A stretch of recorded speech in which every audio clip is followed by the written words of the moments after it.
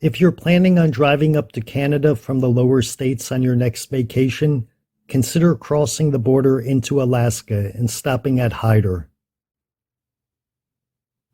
Hyder is accessible by road only from Stewart, British Columbia, about 2 miles away. It's popular with motorists wishing to visit Alaska without driving the length of the Alaska Highway. Hyder has no direct access to any Alaskan road. It is the southernmost community in the state that can be reached via car. Hyder is also Alaska's easternmost town. The population of Hyder sits at 48.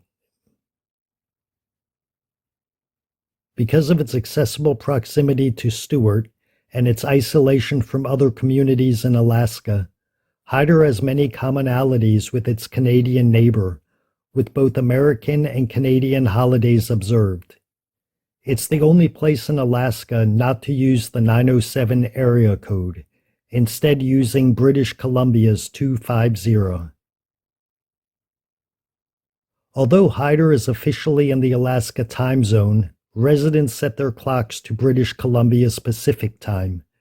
Both American and Canadian currency are accepted in Hyder. A local tradition is known as being Hyderized, with 2 of the town's bars issuing certificates to patrons who consume a shot of 151 proof.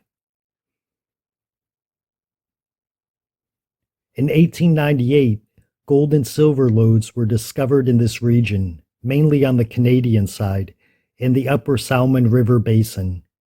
The Stewart brothers, for whom the British Columbia town was named, arrived in 1902. Hyder was established in 1907 as Portland City after the canal. In 1914, when the U.S. Post Office Department told residents that there were many U.S. communities named Portland, it was renamed Hyder, after Frederick Hyder, a Canadian mining engineer who envisioned a bright future for the area. Hyder was the only practical point of access to the silver mines in Canada. The community became the port, supply point, and post office for miners by 1917.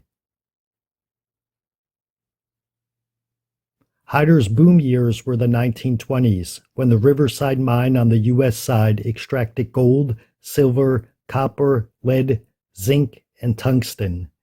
The mine operated from 1924 to 1950. In 1928, the Hyder Business District was consumed by fire.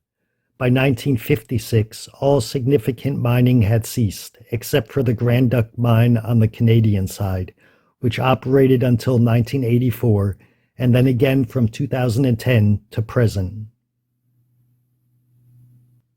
During your stop in Hyder, you can visit Salmon Glacier, Fish Creek Wildlife Observation Site, and then cross back over into Canada. I can't think of a better road trip to make than a Canadian-Alaskan journey.